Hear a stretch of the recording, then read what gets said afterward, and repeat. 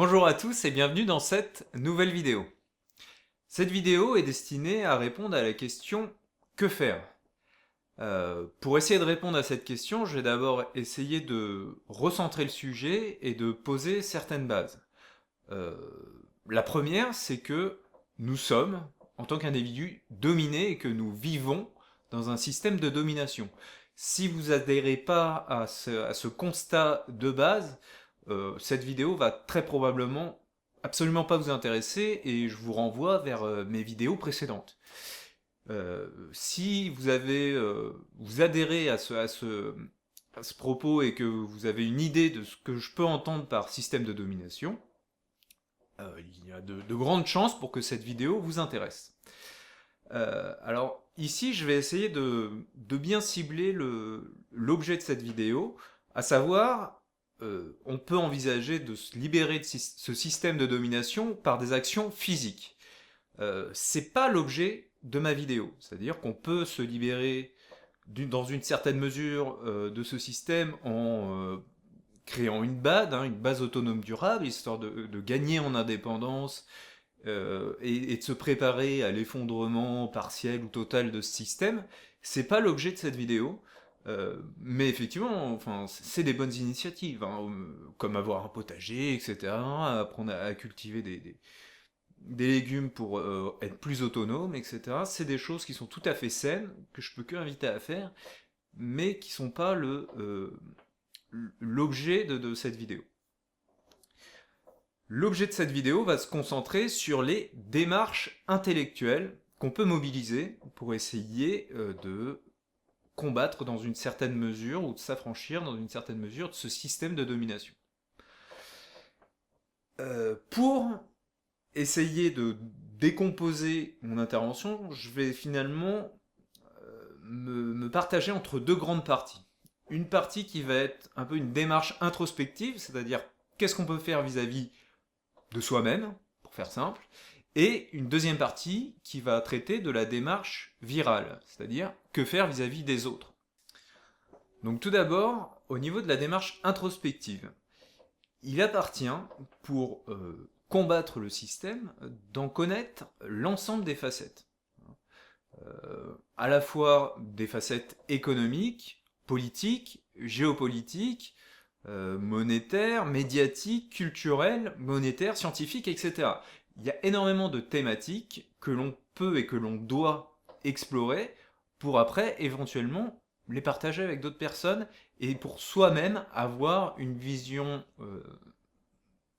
globale, complète de l'ensemble des moyens qui peut nous amener à être dominés par ce système. Parce que voir les choses par un seul angle, une seule perspective, c'est pas suffisant. On passe à côté d'énormément de choses si on se contente d'une seule approche et d'une seule perspective. Donc avoir une vision complète et qui passe par énormément de niveaux, ça demande énormément de matériaux intellectuels, c'est incontestable, mais avoir la vision la plus complète des choses, c'est très important. Et avoir justement donc avoir conscience de la domination collective et structurelle, ça c'est tous les thèmes que j'ai évoqués, hein, économiques, etc. Ça va être des thématiques dont malheureusement on va pas pouvoir s'affranchir individuellement, où on va nécessairement devoir mettre en œuvre des actions collectives pour s'en libérer. Et d'après moi, même s'il est important de prendre conscience de toutes ces problématiques, on n'est pas assez nombreux pour, par exemple, changer le système économique au niveau global, changer le système politique, changer la manière dont fonctionnent les médias. Pour l'instant, on est trop peu nombreux. Mais déjà, prendre conscience de leur faiblesse et de leur nocivité, c'est déjà une première étape. La seconde chose, c'est plus au niveau individuel et psychologique. C'est-à-dire que ce système agit aussi sur notre intellect. C'est-à-dire qu'il est important de prendre tout ce qui va être fait au niveau linguistique, hein, la novlangue par exemple, ou au niveau psychologique, c'est-à-dire tous les conditionnements qui vont pouvoir être insérés en nous, ou au niveau éducatif, etc., etc. Prendre conscience de toutes ces facettes-là pour après soi-même se dire que cette manière-là de voir les choses, elle est d'une part pas vraiment pertinente, mais qu'en plus elle est nocive dans une perspective de lutte contre le système de domination. Donc tout ça, c'est des éléments qu'il est très important de prendre en compte. Alors finalement, tous les moyens de domination individuelle et psychologique ont à voir avec ce que j'avais appelé dans ma vidéo sur l'ingénierie sociale le totalitarisme féminin. C'est-à-dire que, alors, c'est pas le totalitarisme des femmes, hein, entendons-nous bien, c'est dans cette vidéo, j'avais distingué un totalitarisme, disons, de style paternel, hein, qui usait de la coercition, de la peur, etc., hein, type fascisme italien, ou alors dictature stalinienne, etc., etc. Ce type-là, on fonctionne par la peur, c'est un style masculin. À l'inverse, le totalitarisme qui nous domine actuellement a un style féminin, c'est-à-dire qu'il va user de procédés manipulatoires, il va user de séduction, etc. Et c'est important d'en comprendre toutes les facettes. Pour essayer d'en comprendre toutes les facettes, je vais rentrer un peu plus dans le détail que sur les aspects économiques et politiques. C'est des aspects très intéressants, mais je vais avoir tendance à vous renvoyer vers mes premières vidéos. Là, pour les moyens de domination psychologique, on peut déjà récapituler donc le système use de la séduction, de la culpabilisation, de formes de manipulation, de mensonges. Il promeut une culture de l'apparence systématiquement et il utilise des stratégies militaires appliquées aux foules, hein, c'est le principe de l'ingénierie sociale. Il va essayer d'altérer ou de moduler le langage, hein, c'est la novlangue que j'ai rapidement évoquée, mais en déstructurant les mots, ça réduit les horizons de pensée, c'est-à-dire que on ne peut plus envisager certaines choses si on n'a plus les mots pour le dire et pour le penser, si on n'a plus les concepts, on ne peut plus conceptualiser, enfin, c'est terrible, mais bon voilà. Il y a également une stimulation à outrance des plaisirs, des désirs, pour aller toujours vers une forme de consommation. Alors, on pourrait avoir tendance à penser que la consommation, c'est le but. C'est pas seulement un but pour que le système économique puisse perdurer, c'est aussi une manière d'asservir les gens. Là, l'asservissement se fait plus par l'anxiété, par la peur, par la menace. C'est une méthode de domination qui consiste à, à, à produire du désir et du plaisir constamment chez les gens pour s'assurer qu'ils ne s'engagent pas dans des luttes et qu'ils continuent à faire des choses qui sont médiocres, hein, qui sont d'un intérêt tout à fait futile, etc., etc. Bon, et pour évoquer cette stimulation permanente des désirs par le système, Brzezinski, qui est un stratégiste de la stratégiste du système, mais qui a des idées très arrêtées sur la manière dont on peut contenir les foules, la masse des gens, parle de tititainment. Tititainment, c'est le fait d'abreuver les gens de bêtises et de divertissements en permanence pour être sûr qu'ils aient l'esprit occupé à des choses futiles et sans intérêt, plutôt que de se poser des questions sur le système politique ou le système économique. Le tititainment, c'est ça, c'est mettre les gens devant des écrans abrutissants en espérant qu'ils ne se mettent pas à penser à autre chose et qu'ils ne veulent pas changer les choses.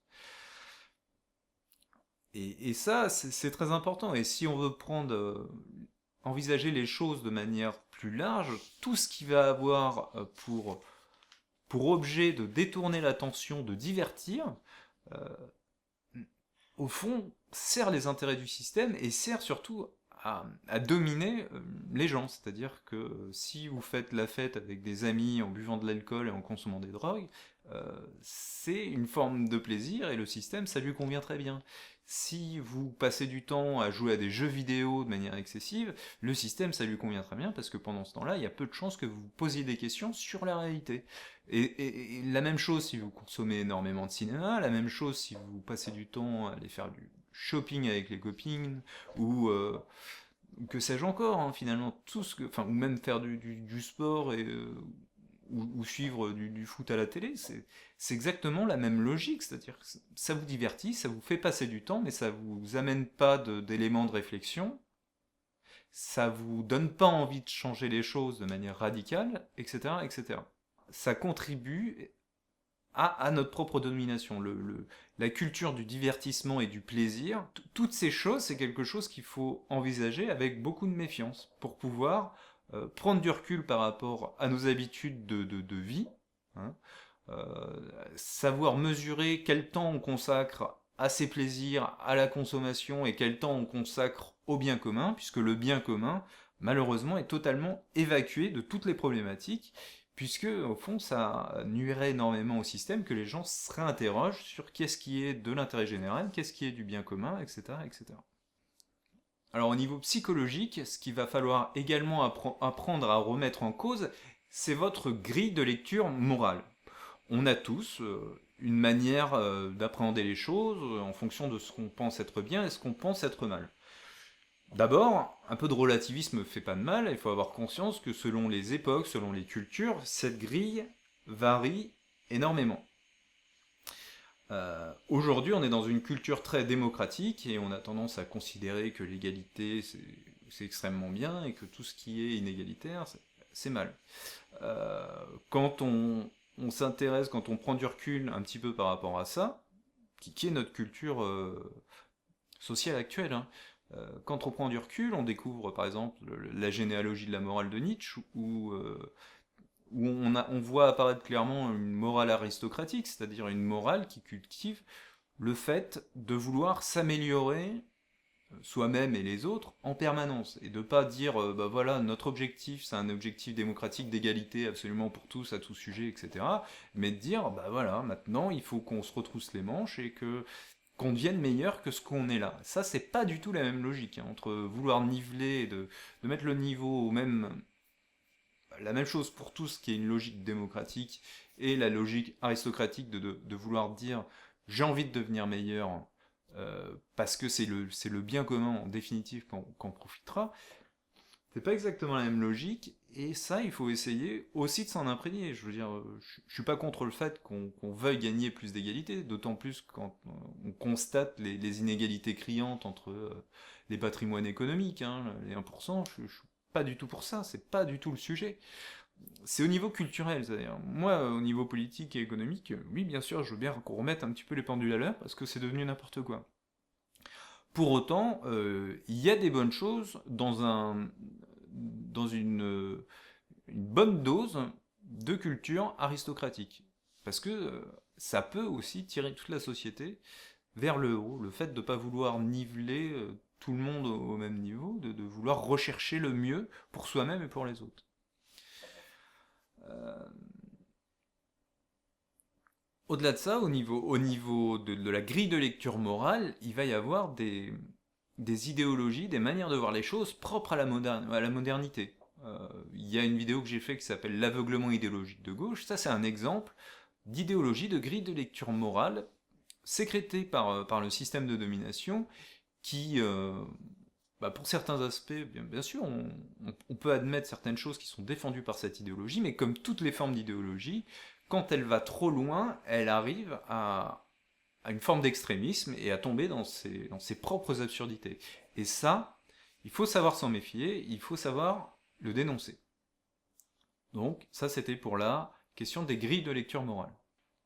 Autre chose qu'il faut bien avoir conscience, un petit peu plus au niveau global, c'est que on a une vision des choses que Jean-Claude Michéa désigne comme une société fondée sur le marché et le droit. C'est-à-dire que plutôt que de se donner un idéal commun, un bien commun, de se dire voilà, telle chose est bien, telle chose est mal, on va uniquement dire ce qui est mal et on va l'interdire par la loi. On va pas dire ce qui est bien, on va simplement interdire ce qui est mal. Ça, c'est pour ça qu'il parle d'une société qui est gérée par le droit.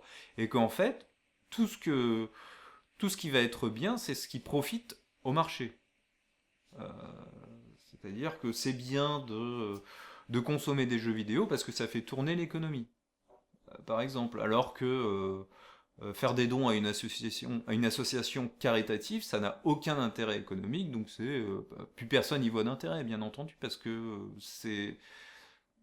ça n'a plus de sens dans notre société je veux dire, consumériste, notre société moderne, de faire des dons. Ça n'a plus de sens. Vu notre grille de lecture morale, ça n'a plus vraiment de sens. Donc, toutes ces dérives de conception du bien et du mal au niveau social, il est important de les mesurer, de comprendre d'où est-ce qu'elles viennent, pour pouvoir, vis-à-vis de soi, les réformer. Assez mécaniquement, on en vient à la question des aspirations individuelles. Assez logiquement, si vous avez suivi mes propos, on peut dire que les individus de notre société sont stimulés, sont fortement invités à satisfaire leur aspiration à la jouissance, c'est-à-dire satisfaire leur plaisir. Ça, c'est le premier truc qu'on nous inculque, c'est le bonheur individuel, c'est le fait, en fait, de jouir de plaisir, etc., etc. Mais du coup, ça implique que ces aspirations sont à très court terme et que un plaisir, ça donne suite après un autre plaisir, etc., etc. Mais finalement, on ne construit rien, on consomme, on jouit. Euh, on ne se pose pas la question de ce qui est bien, etc. Au-delà de cette aspiration à la jouissance, donc à une vision à très court terme, on peut opposer la volonté de puissance. Ça, malgré tout, il y a quand même des gens qui ont cet instinct de prédation, de volonté de devenir plus puissant au niveau économique, au niveau politique, mais également de découvrir plus de choses, d'apprendre plus de choses, etc., etc. Ces gens-là vont plus ou moins devenir des prédateurs. Parce que quand on est porté par la volonté de puissance, on est parfois aussi porté à écraser d'autres personnes. Cette aspiration-là, elle est cultivée également dans une certaine mesure par le système, et particulièrement pour les dimensions de volonté de puissance économique et politique. C'est-à-dire qu'il y a encore des gens qu'on stimule à vouloir gagner plus d'argent pour après aller faire du trading, des activités qui servent à rien, etc., etc. Dans une vidéo, Albert Dupontel évoquait le fait qu'on nous conditionnait à être soit des prédateurs, c'est-à-dire des gens portés par une volonté de puissance économique ou politique, soit être des consommateurs, c'est-à-dire avoir une volonté de jouissance qui soit sans lendemain, soit sans vision plus profonde, etc., etc. On écarte totalement les volontés altruistes, c'est-à-dire que les volontés de prendre soin des autres sont totalement décrédibilisées, très peu, enfin, elles présentent très peu d'intérêt pour le système, donc elles sont marginalisées, etc., etc. On ne les comprend plus. Quand il y a quelqu'un qui vient dénoncer les méfaits de tel ou tel homme politique, on lui demande, mais vous avez que ça à faire de votre vie, etc., de vous intéresser aux méfaits des hommes politiques, etc., etc. Le système ne comprend plus les gens qui agissent pour le bien commun et de manière altruiste. Ça n'a plus aucun sens. De même, les gens qui vont s'intéresser à la philosophie, etc., donc qui vont avoir une volonté d'acquérir énormément de connaissances, de faire grandir leur sagesse, etc., ces gens-là n'ont plus vraiment d'intérêt et ils sont marginalisés. Le système ne les comprend plus. Donc ça, c'est des choses, que ce soit la volonté altruiste ou la volonté de cultiver ses connaissances, etc., ou même sa créativité, c'est quelque chose qu'il va falloir réapprendre dans une certaine mesure et prendre de la distance avec le désir la volonté de jouissance qui est en permanence cultivée par le système. Arriver au bout de l'introspection et au bout de la distance qu'on peut prendre vis-à-vis du conditionnement psychologique que le système de domination a infusé en nous, c'est de prendre, d'essayer de cultiver une conquête de l'excellence à titre personnel, de pas se complaire dans la jouissance de plaisir sans lendemain, ça n'a aucun sens. À un moment donné, il faut réussir à se dire que on veut cultiver l'excellence pour soi-même et pour les autres, ça c'est la première chose à essayer d'intégrer. La seconde chose, c'est d'essayer de cultiver chez soi-même un amour de la connaissance, c'est-à-dire que pour comprendre pleinement le système et le partager avec les autres, il faut arriver à engranger des connaissances qui permettent de dresser la critique la plus pertinente et la plus fertile possible vis-à-vis du système. Donc ça c'est la deuxième chose, le fait d'aimer acquérir des connaissances. La troisième chose, ça va être de réapprendre à rechercher le bien commun. Hein. au même titre que les connaissances. Les connaissances, le système n'y voit pas d'intérêt, au contraire, c'est même dangereux pour lui. Et c'est tout aussi dangereux pour lui de se dire qu'on veut réapprendre à rechercher le bien commun. Se poser des questions sur qu'est-ce qui est le bien commun, qu'est-ce qui ne l'est pas, qu'est-ce qui est contraire au bien commun, c'est fondamental. Interrogez-vous sur cette notion, faites des recherches sur Internet, etc., etc. Essayez d'en prendre la pleine mesure. Qu'est-ce qui différencie le bien commun de l'intérêt général, voilà, etc., etc. Je vous laisse faire ces recherches par vous-même, mais c'est d'une importance fondamentale. Et le dernier point, c'est de se mettre une exigence en termes de sobriété, puisque ça s'oppose au consumérisme, à l'effort, puisque ça permet la conquête de l'excellence si on essaye de revoir notre culture démocratique et donner un soupçon de culture aristocratique qui nous permet de nous élever. Hein, ça me paraît aussi très important. Et du coup, pour permettre ça, il va falloir aussi de la rigueur. C'est pas des choses faciles, hein, c'est des choses qui sont exigeantes, dont on n'a pas envie parce que ça s'oppose au plaisir et à la jouissance. Mais ce qu'il faut bien avoir conscience, c'est que votre domination passe par l'exploitation des désirs et des plaisirs. Donc il faut apprendre à lutter contre ça, à être sobre, à être rigoureux et à faire preuve d'effort. Voilà. Alors maintenant, je vais essayer de faire une petite transition avec la partie sur la démarche virale. C'est que au-delà de cette démarche qu'il va falloir essayer de développer sur le plan individuel, il va falloir aussi apprendre ces connaissances que vous allez acquérir sur une vaste variété de domaines, à les diffuser auprès des personnes autour de vous. Ça va être l'objet de ma deuxième grande partie. Mais ici, la transition que je vais essayer d'établir, c'est de dire que cette diffusion que vous allez essayer de mettre en place, elle va nourrir une espèce de cercle vertueux. C'est-à-dire que d'une part, quand vous allez diffuser ces connaissances que vous allez acquérir, vous allez généralement avoir des critiques. C'est inévitable, mais dites-vous que c'est bénéfique. C'est bénéfique à plusieurs points de vue. D'une part, il peut y avoir deux types de critiques. Des critiques de fond, des critiques de forme. Elles vont pas avoir le même objectif et la même source d'enrichissement. Les critiques de forme, ça va s'adresser à la manière dont vous diffusez ces connaissances. Il va falloir les intégrer et se dire, bon, voilà, là je me suis énervé, j'aurais pas dû, mes idées passent moins bien quand je m'énerve, il faut que je souris, il faut peut-être que je change de support, hein, peut-être que si quelqu'un me dit, tes articles c'est un peu long et un peu chiant à lire, peut-être qu'il faut soit s'entraîner à écrire de manière beaucoup plus attractive, soit peut-être envisager de passer au support vidéo, audio-vidéo. Si vous exploitez mal le support audio-vidéo, il faut réussir à vous demander pourquoi. Bref, c'est des critiques de forme qu'il faut intégrer et qu'il faut prendre en considération.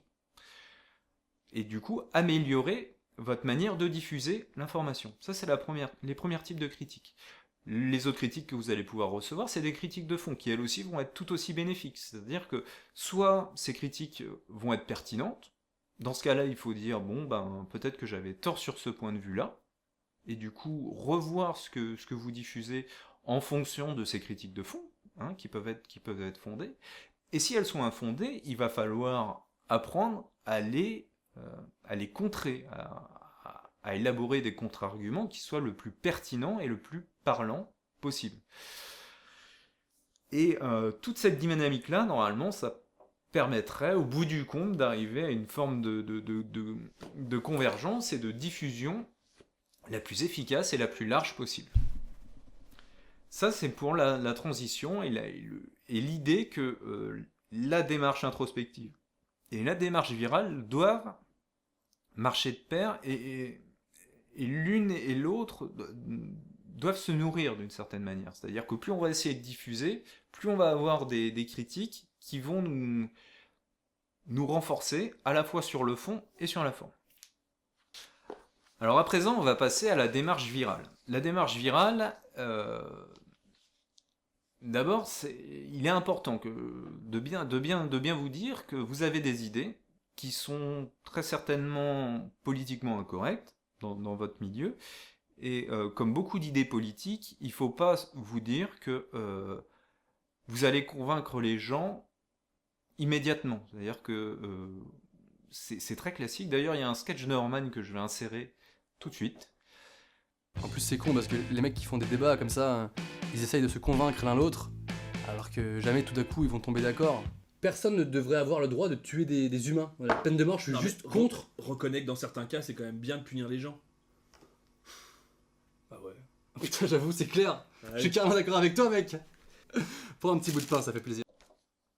Alors pour reprendre l'idée de ce grand philosophe qui est Norman, euh, c'est très vrai ce qui est dit dans sa vidéo. C'est-à-dire qu'on ne va jamais convaincre du jour au lendemain, immédiatement, quelqu'un avec nos arguments. Les débats se terminent jamais comme ça. Par contre, ce qui peut être fait, c'est... je vais reprendre la métaphore d'Étienne Chouard, c'est d'insérer une petite graine, une petite idée dans l'esprit de quelqu'un. Et au début, la graine, elle a l'air de rien, la personne la met dans son coin, etc. C'est juste des connaissances qu'il intègre et qu'il met de côté. Et puis la graine va grandir petit à petit si elle est bien alimentée. Euh, et ça par contre, ça a beaucoup de force, c'est quelque chose qui demande également beaucoup de temps, c'est pour ça que pour moi, il n'y aura pas de révolution ou de révolte qui va arriver dès demain, ou du moins il y aura peut-être des révoltes, mais il n'y aura pas de révolution, parce qu'au niveau de la maturité intellectuelle et politique des gens, on est encore beaucoup, beaucoup trop loin. J'en ai bien peur. Et notre rôle à nous, ultra minorité, on doit être de l'ordre de 1% de personnes qui ont des vues un petit peu alternatives ou dissidentes en matière de plein de thèmes. Notre rôle, c'est de le diffuser du mieux possible dans la société pour que la société puisse avancer et que le jour où il y ait une révolte, on ait des individus qui soient les plus critiques et les plus pertinents dans leur critique. Alors pour essayer d'évoquer la meilleure manière de cultiver des graines, je vais essayer de filer une très longue métaphore en reprenant l'idée d'Étienne Chouard qui est de cultiver une idée dans l'esprit des autres, parce que pour moi c'est ce qu'il y a de plus pertinent pour avoir une démarche virale productive. Hein. Une démarche virale qui porte des fruits. Encore une fois, c'est cet esprit de culture et de fruits. Donc, je vais prendre une métaphore au niveau du jardin potager. Je dirais comment on plante des fruits, des légumes dans un jardin potager, et comment on peut le transposer à la culture d'idées vis-à-vis d'autres personnes. La première idée, ça va être de choisir les graines ou les plantes que vous allez planter en fonction du terrain. En jardinage, typiquement, les carottes ont besoin d'un sol sableux, parce que sinon elles se développent mal, elles font des fourches dans un sol argileux par exemple, il ne faut pas faire de carottes du tout. On peut faire des betteraves rouges, etc. Donc l'idée c'est de choisir des légumes en fonction du terrain. Pour la culture d'idées, c'est un petit peu pareil, c'est-à-dire que quelqu'un qui va avoir une grille de lecture morale de droite ou de gauche, il me semble que c'est mieux d'aborder certains sujets plutôt que d'autres. Par exemple, quelqu'un qui a une grille de lecture de gauche, les idées sur la démocratie que peut véhiculer Étienne Chouard vont très bien s'enraciner dans son terrain. A l'inverse, les gens qui vont avoir plutôt une orientation politique de droite, là on va pouvoir plutôt cultiver des idées en matière d'aristocratie, etc. Peut-être commencer à évoquer l'immigration, qui est un thème beaucoup plus facilement accessible et revendiqué à droite, pour après poser des questions au sujet de l'Union européenne, etc., etc. Bref, en fonction de la personne que vous avez en face de vous, vous allez sélectionner votre panel d'idées que vous allez pouvoir insérer et cultiver au sein de son esprit. D'accord ? C'est la première chose. Le deuxième point, ça va être le fait de labourer le terrain. En jardinage, faut peut-être pas le faire tous les ans, mais au moins une fois ou deux au début, ça peut être très intéressant de labourer le terrain. c'est-à-dire d'aérer la terre pour que les plantes que vous allez cultiver puissent prendre racine un peu plus facilement. Cette idée en matière de culture d'idées, ça va se retrouver dans le fait de laisser la personne en priorité s'exprimer sur le sujet que vous désirez cultiver en elle. C'est-à-dire que si vous désirez, par exemple, je vais reprendre l'exemple de la démocratie, de cultiver l'idée de la démocratie au sein d'un esprit, il faut commencer peut-être, selon moi, par demander à la personne ce qu'elle pense de la démocratie, comment elle le définit, comment elle voit la démocratie. La laisser s'exprimer, ça lui permet de délimiter un peu le champ de ses idées. Ça va vous être très utile pour après développer vos propres idées, ça va vous permettre de rebondir sur sa vision qu'a les choses, et puis développer toutes vos connaissances sur le sujet qui sont certainement plus fines, plus élaborées, plus consistantes que les siennes. C'est fort probable. Il va pas falloir surtout pas l'accabler par rapport à cet état de fait, il va falloir présenter les choses de la manière la plus simple et la plus accessible possible pour, là, insérer la graine. Il faut pas l'étouffer par les connaissances, hein, surtout si c'est une première fois, il faut que ce soit un petit exposé qui dure 5 à 10 minutes sur le thème, vous insérez la graine, etc. Si la personne est très intéressée, vous pouvez continuer la conversation, etc. Mais dans un premier temps, laissez la personne s'exprimer pour, d'une part, sonder la chose, voir quel type de terrain, entre guillemets, vous avez à faire, et puis la laisser aller au bout de ses idées. Avec la notion de labourer le terrain, on va avoir aussi l'idée d'amorcer le sujet de manière relativement paisible, c'est-à-dire sur le ton de la conversation, du badinage, de dire bah écoute, qu'est-ce que tu penses de tel sujet, etc. De le faire de manière très peu agressive, très peu frontale, pour que la personne soit pas sur la défensive et qu'elle se mette pas dans une posture de débat. C'est important de rester dans une conversation qui a l'air très, très, très cordiale. Ça me semble important. Alors, la troisième idée, ça va être au niveau de la mise en terre. Quand on met une plante en terre, parfois, ça peut être judicieux de l'accompagner avec du terreau et de prendre certaines précautions. De l'arroser juste après l'avoir mise en terre, mais de voir si on peut l'accompagner avec quelque chose. Dans la culture d'idées, cette idée de mise en terre, pour moi, ça va faire référence aux postures que vous allez prendre. C'est un petit peu ce que je disais avant, quand on va se mettre dans une posture très d'opposition, c'est-à-dire on va vouloir se mettre en tant que dans une posture de débat, l'autre va instinctivement adopter le point de vue contradictoire et il va se buter, il va s'attacher au contre-argument, etc., etc. Je pense qu'en termes de posture, faut arriver à prendre une distance beaucoup plus grande vis-à-vis de ce que vous allez dire.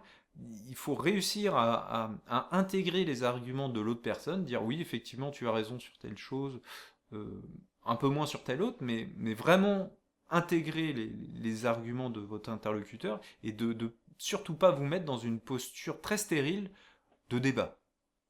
Alors, malgré tout, vous n'allez pas vous-même choisir la posture que va prendre votre interlocuteur. Si votre interlocuteur décide de prendre une posture de débat, c'est-à-dire de vous amener systématiquement la contradiction, quoi que vous disiez, ça, vous ne pouvez pas le choisir et au bout d'un moment, vous allez devoir faire face à ce type de comportement. C'est pas grave, mais disons que ça demande beaucoup plus de temps. Puisque là, il va falloir être très rigoureux dans l'argumentation, être très factuel, essayer de discerner chaque erreur dans le raisonnement de l'interlocuteur, etc., etc. C'est pas moins rigoureux, mais disons que ça va vous obliger à avoir une beaucoup plus grande exigence vis-à-vis de votre manière de voir les choses et de diffuser l'information, hein. C'est-à-dire que là, ça va être des débats qui vont être très riche en termes de critiques, hein, je vous rappelez, juste avant, j'évoquais le fait que des critiques de fond et de forme puissent survenir. Là, vous allez en avoir énormément, si quelqu'un vous fait face en tant que débatteur.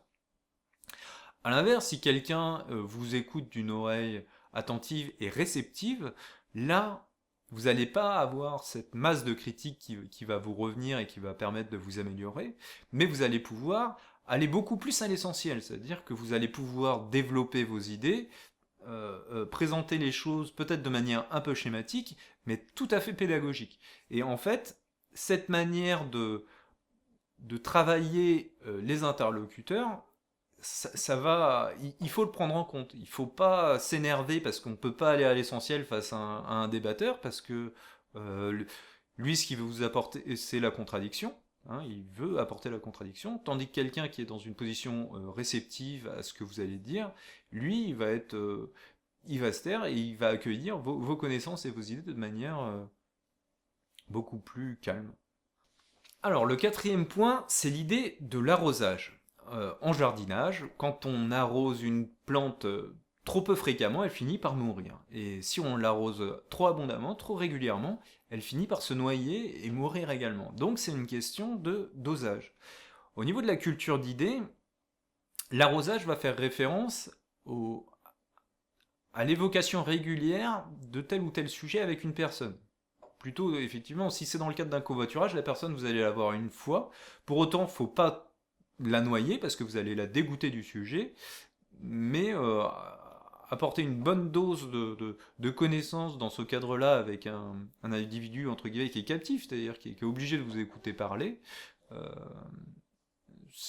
c'est pas la même approche. Avec un ami que vous allez voir régulièrement, l'idée c'est de surtout pas le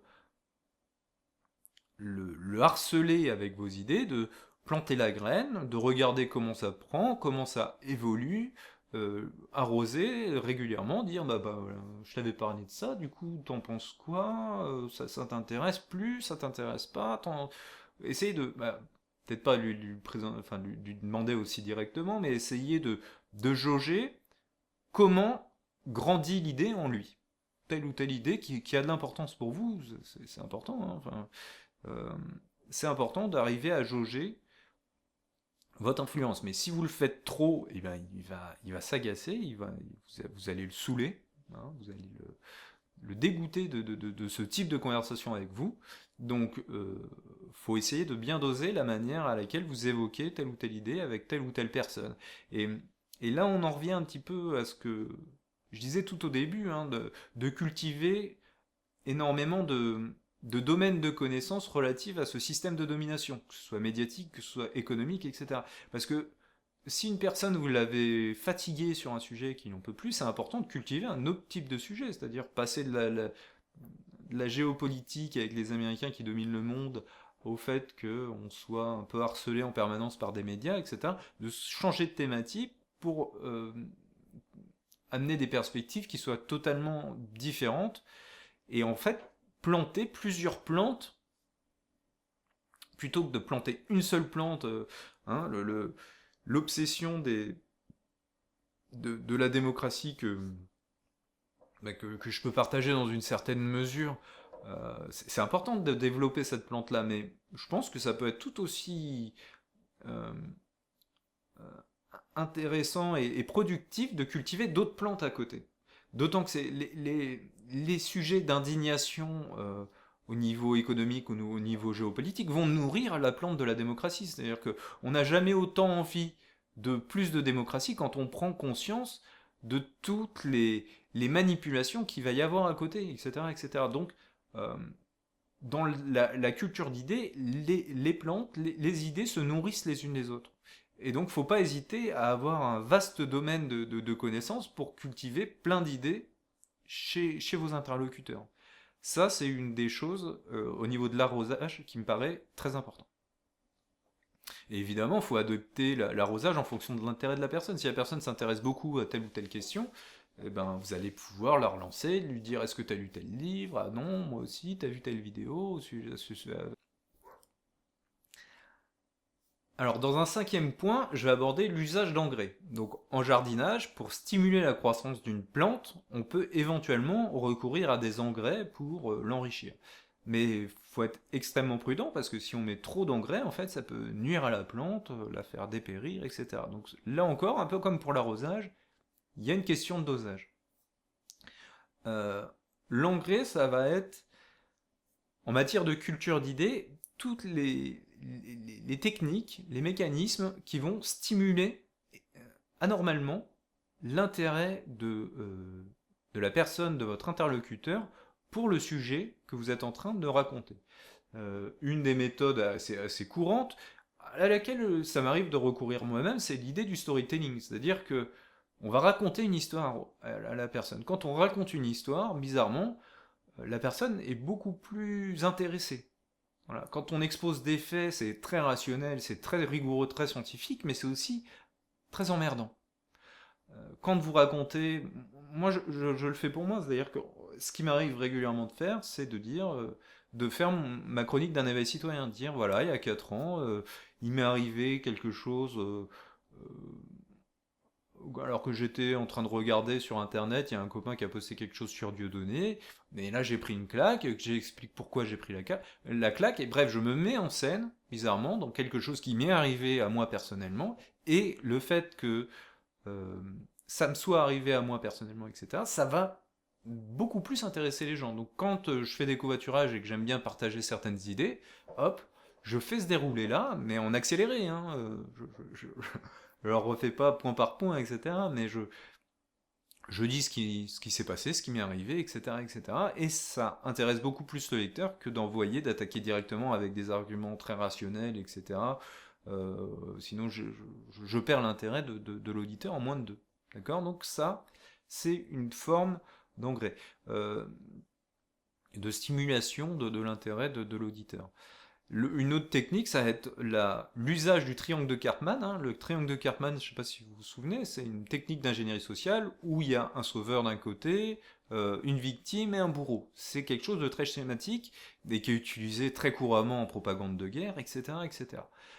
Ces choses-là, maintenant que vous en avez connaissance, vous pouvez un petit peu les réutiliser. Par exemple, une fois, j'avais quelqu'un qui me disait en commentaire, ma professeure en fait, elle était rentrée dans une posture de débattrice vis-à-vis de lui, et elle le voyait comme quelqu'un dont il fallait démonter les arguments, etc. Même s'il avait des arguments extrêmement solides à lui opposer, elle l'écoutait pas, elle était dans une posture ultra critique, de scepticisme, etc., etc.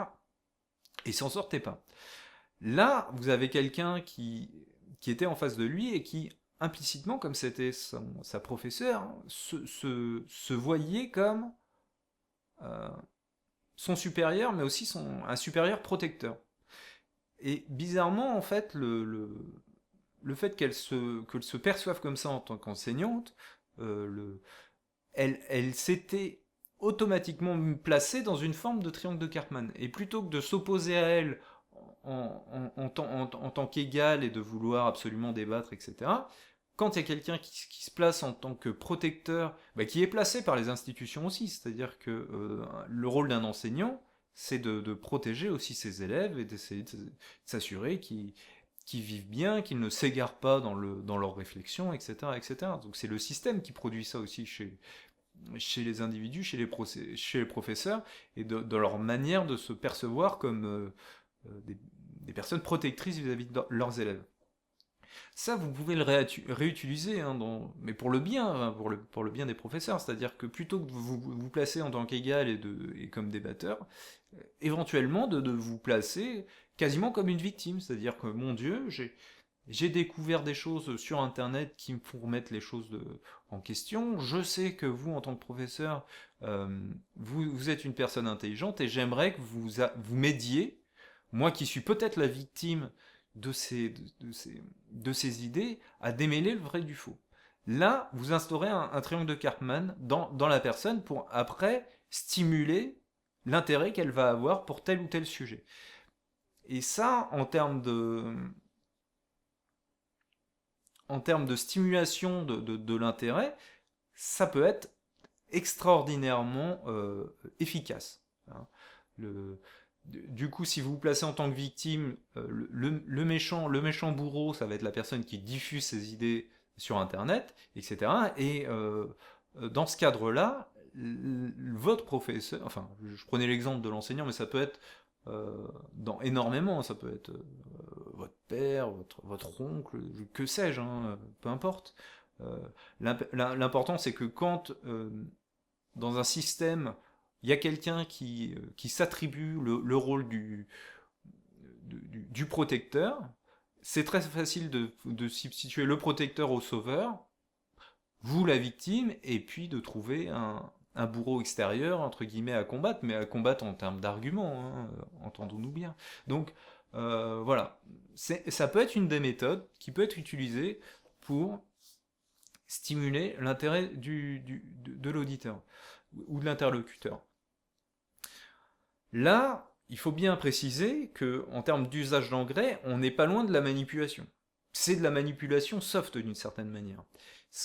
Là où il faut être vigilant, selon moi, c'est de ne pas tomber dans la manipulation hard. La manipulation hard, qui pour moi est très, très, très contre-productive, hein, c'est-à-dire que peut-être qu'on va trouver des bénéfices à court terme, mais à long terme et à moyen terme, c'est nul. Là, donc la manipulation lourde, hein, la manipulation dure, ça va être quand on va user par exemple de mensonges ou d'arguments rhétoriques fallacieux, etc., etc. Ça, je vous invite, mais après vous m'écoutez pas, je vous invite à bannir tout procédé qui consiste à utiliser soit des arguments rhétoriques fallacieux, soit des idées fausses. Parce que peut-être qu'à court terme, vous allez convaincre une ou deux personnes, mais à moyen ou long terme, si cette personne s'aperçoit qu'en fait vous l'avez convaincu en usant d'arguments faux, non seulement elle va se retourner, c'est-à-dire elle va dire non, non seulement je ne crois plus, mais en plus, je ne crois plus tes arguments. Tu as perdu ta crédibilité. Donc ça, faut être très vigilant sur l'idée qu'il ne faut pas user de choses fausses. Hein, il ne faut pas user de mensonges. Des choses fausses, ça peut arriver à tout le monde d'en utiliser. Hein. On peut être victime soi-même de mensonges. Mais il faut toujours essayer de s'en débarrasser le plus possible. Et quand vous vous rendez compte que telle citation est fausse, il ne faut surtout pas la diffuser. Hein. Je veux dire, c'est nocif pour vous, c'est nocif pour les idées que vous défendez, c'est nocif pour tout. Donc voilà, en termes de manipulation, éventuellement de la manipulation soft, parce que l'esprit humain est rarement structuré pour accueillir des faits extrêmement scientifiques. On n'est pas des robots, c'est-à-dire qu'on a des sentiments qui peuvent nous conduire à nous intéresser particulièrement à tel sujet si c'est présenté de telle manière. Voilà. Mais après, en termes de manipulation hard, bannissez tout ce qui est forme de argument rhétorique fallacieux, parce que quand quelqu'un s'en rend compte, ben, il vous écoute plus. Moi, c'est ce que je fais avec les médias. Les médias dominants, je ne les écoute plus parce que c'est bourré d'arguments rhétoriques fallacieux. Il y en a aussi que je repère chez les fameux hygiène mentale, etc., etc. Hein, quand vous les écoutez, des fois, ils peuvent recourir à des arguments rhétoriques fallacieux, même malgré eux. Hein. Même peut-être moi, des fois, si vous voyez que j'use des arguments rhétoriques fallacieux ou d'informations fausses, dites-le moi. Dites-le moi, c'est très important parce que ça fait partie des critiques de forme qu'il faut que j'intègre à mes raisonnements pour diffuser les informations les plus propres possibles et de la meilleure manière possible. Après, les manipulations soft qui consistent, entre guillemets, à stimuler l'intérêt du lecteur par différents procédés, dans l'absolu, je considère pas ça comme trop grave et que ça peut être utilisé. Voilà, pour la question de l'usage des engrais. Alors, le 6e point, ça va être un petit peu la continuité du 5e, c'est la neutralisation des insectes et des parasites. Donc, quand vous avez un potager, parfois il peut y avoir des insectes qui viennent manger ou détériorer les plantes que vous essayez de cultiver. Donc là, il est nécessaire d'utiliser des moyens pour vous en débarrasser, par exemple les coccinelles qui mangent les pucerons qui sont utilisés, etc. etc. En matière de culture d'idées, les parasites et les insectes, ça va symboliser tout ce qui va être argument rhétorique fallacieux que j'ai évoqué juste avant. Ces arguments rhétoriques fallacieux, il faut les connaître, savoir les identifier pour mieux les combattre. Ça, c'est fondamental parce que malheureusement, les médias dominants diffusent des arguments rhétoriques fallacieux qui ne servent pas seulement à convaincre les gens, mais qui sont malheureusement bien souvent réutilisé par les gens sans qu'ils aient forcément conscience que ce soit un argument rhétorique fallacieux, mais comme ça. C'est-à-dire que moi, quand je me suis fait traiter de complotiste, par exemple, par le stagiaire, là, le, le- le type de gauche, c'est-à-dire qu'il m'a adressé une lettre, etc., qui se voulait très, très, très argumentative, etc., etc., mais il attaque la lettre en disant lettre à un Calliclès conspirationniste. C'est-à-dire Calliclès était l'ennemi de Socrate, Socrate c'était un sophiste, donc déjà, et c'était un complotiste. C'est-à-dire que avant même d'avoir commencé à argumenter contre moi, il me colle deux étiquettes, sophiste et complotiste. C'est-à-dire que deux attaques ad hominem, dans le titre de sa lettre, donc qui sont des arguments rhétoriques fallacieux, avant même d'avoir commencé à argumenter. Ça, c'est assez fantastique. C'est-à-dire que et je pense que c'est malgré lui. C'est-à-dire que je suis pas sûr que sur le moment il s'est dit ah, je vais lui glisser une attaque ad hominem dans sa tronche et puis on verra bien ce qu'il répond. Non, je pense que il n'y a pas raisonné comme ça. Il s'est dit voilà encore un sophiste ou encore un conspirationniste. euh, je vais lui répondre et puis je vais lui mettre ce que je peux dans la tronche. Euh, Ça, c'est important d'avoir conscience de ces procédés rhétoriques qu'il va falloir combattre. C'est un petit peu comme un sport de combat. Hein. Euh, Quand quelqu'un va vous faire une attaque fallacieuse, il va automatiquement... Donc les attaques fallacieuses qui sont diffusées dans les médias et reprises par les gens avec qui vous allez débattre, ces attaques fallacieuses sont un petit peu toujours les mêmes. Hein. Les attaques fallacieuses les plus récurrentes, alors il y a toujours des attaques fallacieuses originales, et contre ça il va falloir vous adapter, ce sera un peu du bricolage. Mais le terme par exemple conspirationniste, je veux dire, il sort à tous les coups, quasiment à tout sujet. Là, il faut que vous ayez la parade, le contre-argument et la contre-attaque. C'est-à-dire que, première chose, ben, vous faites remarquer que c'est une attaque ad hominem, c'est un argument rhétorique fallacieux, pas le premier compte. Le deuxième, vous faites la contre-attaque, c'est-à-dire vous expliquez d'où ça vient, que ça naît dans les années 50-60 aux États-Unis, et vous laissez pas ça passer. D'accord. Donc c'est un petit peu pour combattre ces insectes, ces parasites. Bon, là je suis en train de virer vers une autre métaphore qui est celle du sport de combat, mais pour lutter contre les argumentations fallacieuses, surtout celles que vous connaissez, il faut avoir un argumentaire qui soit extrêmement réactif et surtout rien laisser passer. C'est-à-dire que, paf, dès que vous voyez un argument rhétorique fallacieux, il faut sauter dessus.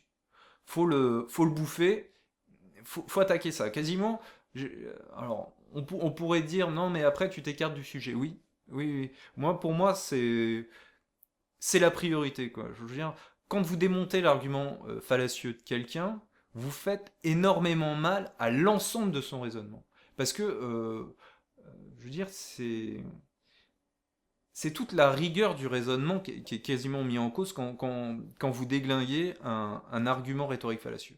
Donc ça, il faut vraiment apprendre à le faire. Pour moi, c'est super important. Enfin, je veux dire, c'est quasiment comme les insectes qui viennent bouffer les plantes. Si vous les dégommez tous et qu'ils tombent au sol, ça va faire de l'engrais. C'est un peu ce principe-là, en fait. Euh, Quasiment apprendre à traiter de manière extrêmement efficace les arguments fallacieux, c'est fondamental. Voilà. Pour le point des parasites. Bon, le septième point, c'est le désherbage. Le désherbage, c'est un petit peu autre chose que la question des parasites. Ça va plus concerner le fond, c'est-à-dire que vous avez planté une belle plante, etc. Elle prend un peu, pas trop, etc. Mais très vite, la personne, votre interlocuteur, va continuer à écouter, généralement, hein, les médias dominants. Du coup, les médias dominants, eux, ils sèment des graines en permanence, ils en envoient partout, etc. Ça prend pas, ils en mettent plein, etc. Ils s'en fichent. Et donc, régulièrement, il va y avoir des mauvaises herbes apportées par les médias dominants qui vont prendre racine. Par exemple, la propagande de guerre anti-russe que mangent les gens en permanence, c'est-à-dire Obama c'est quelqu'un de très gentil et Poutine c'est quelqu'un de très méchant. Hein. Bon, Trump, enfin je dis Obama parce que Trump, on ne sait pas trop s'il est gentil ou méchant du coup. Bon, il est plutôt méchant, mais c'est quand même les États-Unis qui sont gentils. Alors c'est compliqué, hein. Bon bref, donc ces oppositions manichéennes, il faut apprendre à les déraciner de la manière la plus efficace possible, en disant, par exemple, que comme le montre un peu Noam Chomsky, c'est-à-dire que la propagande de guerre s'intéresse à des endroits, à des mécanismes, il faut décrire ces mécanismes, hein, pour désherber, etc. Faut faire de la contre-propagande de guerre, par exemple, hein, mais ça vaut aussi pour la propagande sur l'idéologie économique, hein. Quand on fait le lien systématique entre le chômage et la croissance économique, c'est fou, c'est complètement faux. Tous les politiques font ce lien, mais pourtant c'est de la manipulation, hein. Je veux dire, faut essayer de distinguer toutes les idées qu'on arrive à refaire prendre acide. Et le problème de la propagande de guerre, c'est que ça change à chaque fois. C'est-à-dire que hier c'était la Libye, après ça a été le Mali, après ça a été la Syrie, etc., etc. Demain ce sera, je sais pas, la Russie, peu importe. On trouve toujours des pays avec d'affreux dictateurs à les bombarder, parce que voilà, c'est comme ça que fonctionne de plus en plus le système au niveau géopolitique, etc., etc.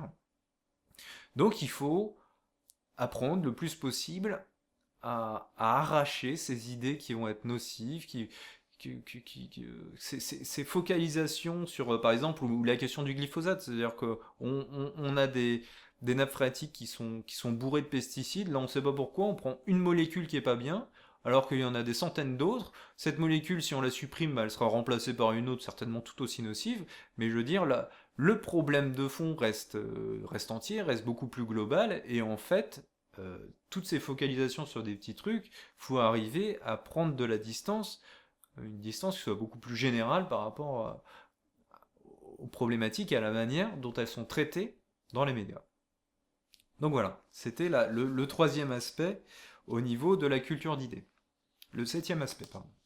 Alors à présent, je vais terminer cette métaphore, hein. Là je crois que j'ai tout dit, j'ai fait tout le parallèle que je pouvais faire entre la culture d'idées et la culture de légumes, hein.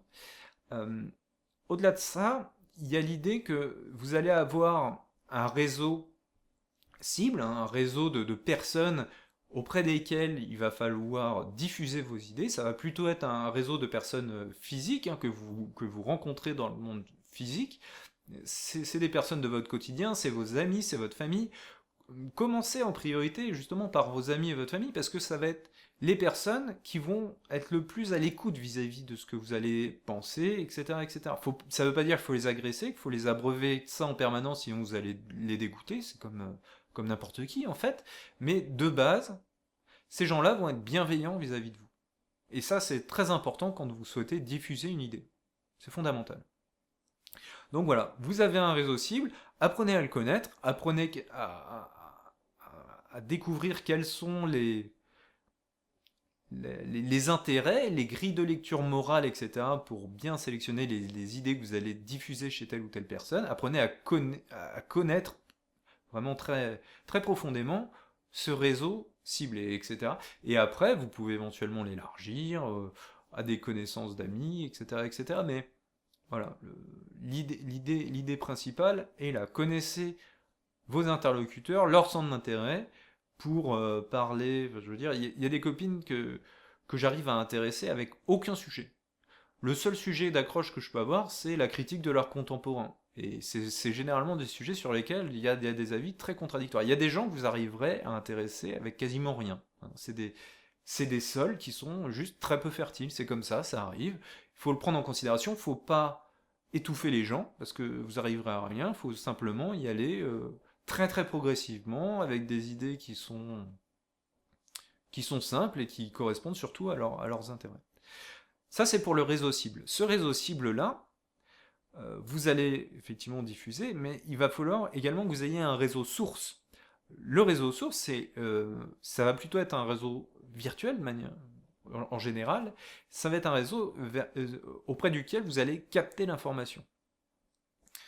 capter les connaissances, capter les perspectives que vous allez avoir sur telle ou telle problématique, essayer d'élargir votre champ de vision, votre manière de soit de diffuser l'information, mais également tout le panel de connaissances. Bref, vous allez voilà. Vous allez enrichir ça grâce à ce réseau. Par exemple, je veux dire, les fiches de lecture de Michel Drac, pour ça, elles sont très bien. C'est-à-dire que, d'une part, il va diffuser un minimum de connaissances, après avec sa lecture du livre à lui, mais il va diffuser un minimum de connaissances, et en plus, il va éventuellement orienter les lectures de ses auditeurs. Donc ça, c'est l'exemple parfait, je veux dire. Après, écouter des conférences d'Étienne Chouard, de François Asselineau, d'Emmanuel Todd sur plein de sujets, très bien, ou même du Jean-Claude Michéa, lire les livres de Jean-Claude Michéa, mais disons que euh, avoir un réseau qui permette de diversifier les points de vue, les connaissances, et d'orienter les lectures d'articles ou de livres, hein, ça c'est quelque chose de très important pour éviter d'avoir à perdre son temps en recherchant un petit peu au hasard, etc., etc. Donc, cultivez à la fois le réseau cible et le réseau source. Et si vous avez suffisamment de connaissances sur un sujet, c'est très important de prendre part au réseau source, de dire voilà, sur tel sujet, je me sens suffisamment bien informé, soit pour écrire un article, soit pour faire une vidéo, etc., etc. Il faut qu'on puisse construire petit à petit à la fois un réseau source et apprendre le mieux possible à cultiver les idées chez les autres. Voilà. Voilà pour l'aspect viral qui fonctionne finalement vraiment en symbiose avec l'aspect de l'introspection. C'était ce que j'avais à dire sur la question que faire et particulièrement que faire en termes de démarche intellectuelle. Voilà, je vous remercie d'avoir suivi cette vidéo et je vous dis à bientôt.